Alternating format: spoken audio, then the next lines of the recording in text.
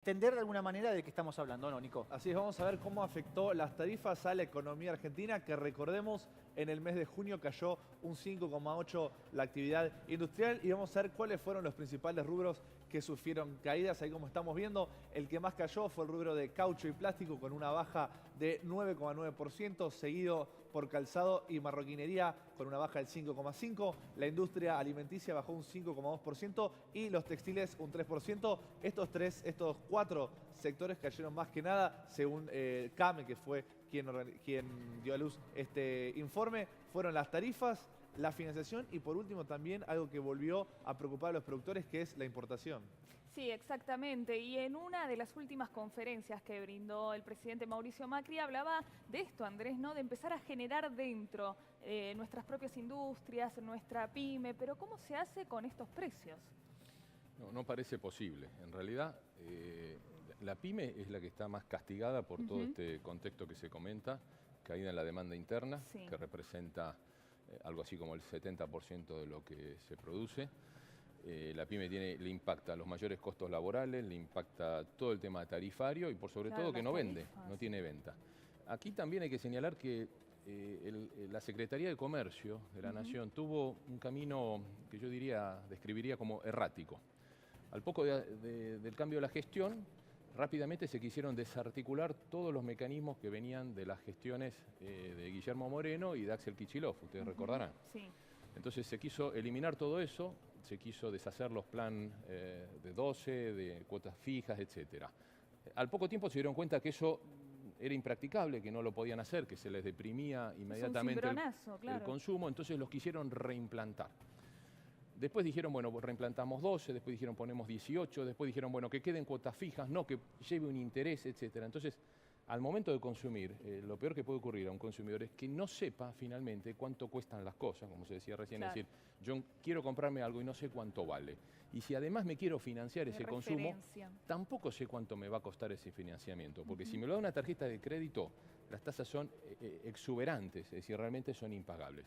Si esto lo tiene que afrontar el productor, la cadena de comercio, tampoco parece ser esto factible. Finalmente, entonces la gente se asusta, no consume o directamente porque no tiene ingreso para consumir. O sea, es un cóctel que describiría, digamos, como el peor que puede ocurrir. Finalmente es el peor. Apelar a la confianza de la gente, apelar, digamos, a frases donde mismos ex funcionarios del gobierno, la cadena, digamos, de las buenas noticias, se vienen los brotes verdes. O hablar solo de una tormenta que va a pasar. No alcanza. Acá hace falta dar certidumbre.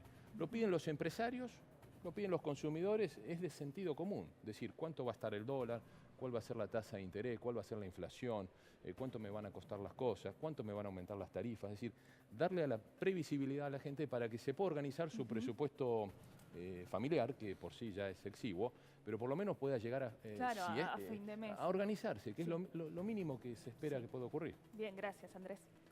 Y con respecto a lo que decía recién Carolina, el tema de las pymes, es una situación realmente muy grave, muy delicada. Hay muchas pymes que están bajando literalmente la persiana porque no pueden financiar la compra de productos para trabajar y porque no pueden mantener el pago de servicios. Por ende, luz, gas y agua. ¿O no, Carolina? Sí, eso se ve mucho.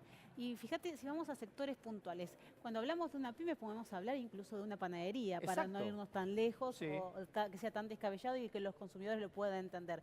¿Cuánto está el kilo de pan en la ciudad de Buenos Aires? Bueno, entre 60 y 80 pesos. 60 tal vez en la provincia de Buenos Aires, ¿no? ¿Y por qué hago esta mención? Porque pagaban los panaderos una bolsa de 50 kilos de harina, 250 pesos a finales de 2017. Hoy está esa misma bolsa a 800 pesos.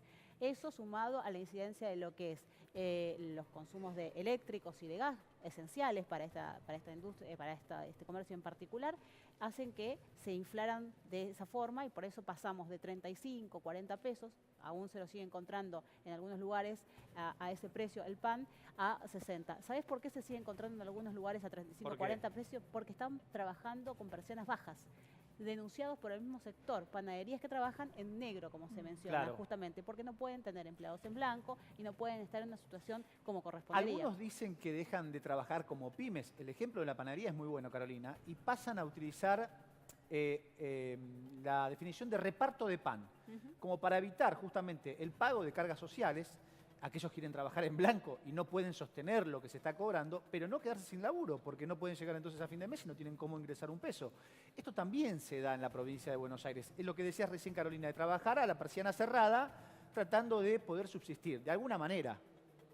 Exactamente. Bueno, lo que se nota puntualmente para la gente, y volviendo a lo que había dicho el economista, no hay referencia de precios, ¿no? El gobierno nacional el año pasado publicó precios claros, una web que te permite por geolocalización saber solamente en el caso de supermercados, desde los mini hasta los supermercados, cuál es el precio de un producto. Puede hacer una lista habitual con los 10, 20 productos que compro, o tomar uno, no hay inconveniente, y verlo por ubicación geográfica y ver cuánto sale. Haz el ejercicio y vas a encontrarte que hay una dispersión increíble, impresionante, sí, en una misma zona geográfica. Es decir, es una tarea que es muy difícil para la gente porque el valor tiempo es plata y mucha gente no tiene posibilidades de pasarse de un supermercado a otro para hacer una compra habitual. No puedo comprar 3 latas de tomates en este supermercado porque tiene el precio que dice el gobierno y, no sé, la gaseosa o la leche en otro supermercado porque allí mantiene también la orden del gobierno o la idea.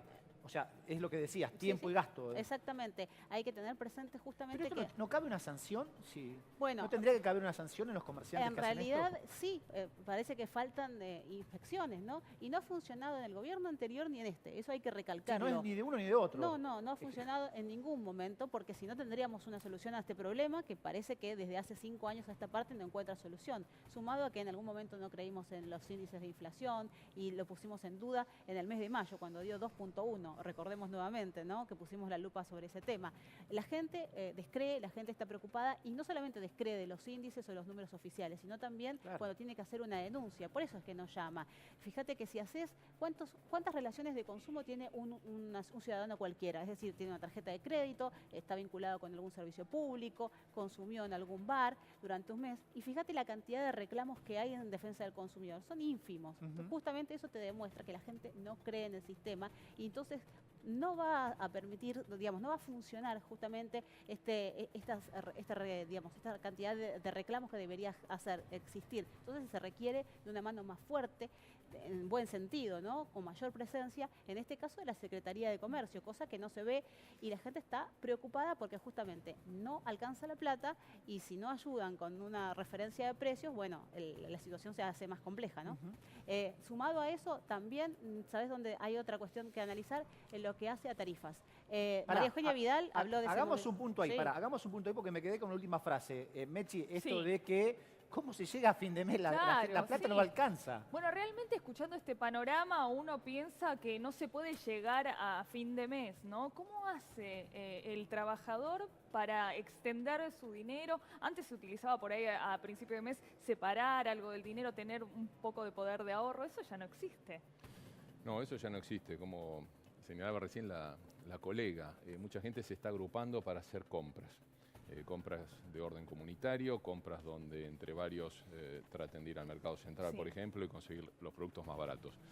Lo otro es la alternativa, es me achico. Es decir, si yo estaba alquilando y no puedo pagar el alquiler, porque el alquiler sigue subiendo y no para de subir, porque suben las expensas, porque sube por la inflación y demás, bueno, tengo que dejar de alquilar. ¿Dónde me voy? Y me tengo que volver a lo de algún familiar, o nos tenemos que juntar. Entonces vamos achicando los costos. Lo mismo me ocurre con los servicios. Escuchábamos en todos estos días gente que no puede encender con el frío, no puede encender la calefacción. O está aterrada de encenderla porque le puede llegar a venir una factura descomunal. Bueno, ahí... con el gas, precisamente me refiero al gas. Carolina recién hablaba en que muchas veces no se sabe el precio de los productos. De las tarifas también tenemos ese temor. Uno nunca sabe cuánto le va a venir hasta que ve la factura, ¿es así? Efectivamente es así. No hubiese costado mucho trabajo, lo dijimos incontables veces, haber hecho un pequeño simulador. Haber puesto en la página de los entes reguladores, por ejemplo, en el caso del ENRE para la electricidad, en el caso del Enargas para el gas, o incluso en las distribuidoras, Edenor, Edesur, Metrogas o la que fuese, un pequeño simulador donde la gente pudiera, desde la factura, tomando los consumos que tuvo en este bimestre versus el bimestre del año anterior y viendo la evolución a lo largo del año, poder cargar sus números, simplemente, es decir, metros cúbicos, kilowatt hora o lo que fuere, y ahí tener un estimado de lo que le puede llegar a venir en la próxima factura si consume, supongamos, lo mismo del año pasado. Ahí hay que hacer la advertencia también de la climatología. Pues si tenemos este año un invierno mucho más riguroso de lo que fue el invierno pasado, que fue un invierno bastante light, bueno, hay Con que... respecto a este, claro, la verdad que sí. Hay que prever que evidentemente si te estás calefaccionando con gas, prendiendo estufas, calderas, calefones, termotanques, etcétera, todo a gas, vas a tener un consumo físico sustancialmente mayor y que esto te va a impactar en la boleta indefectiblemente. Bueno, esto no se ha hecho. Digamos, nosotros lo hemos recomendado en las audiencias públicas que se llevaron a cabo entre 2016 y 2017. Nadie parece haber tomado nota. Es más, el ministro anterior no quería hacerlo. No quería hacerlo. Y ojo que es un trabajito extra también para la gente aprender a leer la factura. También. Porque antes uno miraba y solamente miraba cuánto venía, ¿no? Y permitime que te agrego una cosita más. Muchos especialistas recomiendan una tarifa plana para los servicios. Por ejemplo, en especial electricidad. ¿Qué es una tarifa plana? Yo digo, si yo en el gas a la gente le cobro un poco más de lo que consume en el verano, es como un pago a cuenta de lo que le va a venir después la factura en el invierno. Y viceversa hago con la electricidad. Le cobro un poco más de electricidad durante el invierno a cuenta de lo que va a gastar de más en el verano con los aire acondicionados. Le hago una tarifa plana y le doy previsibilidad a esto que decimos cómo llego a fin de mes. Yo ya sé cuánto voy a pagar. Yo ya sé cuánto voy a pagar el mes que viene, independientemente de que me pase o me quede un poquito corto en el consumo, y esto me permite ordenarme. A tener una idea. Bueno, vamos a compartir también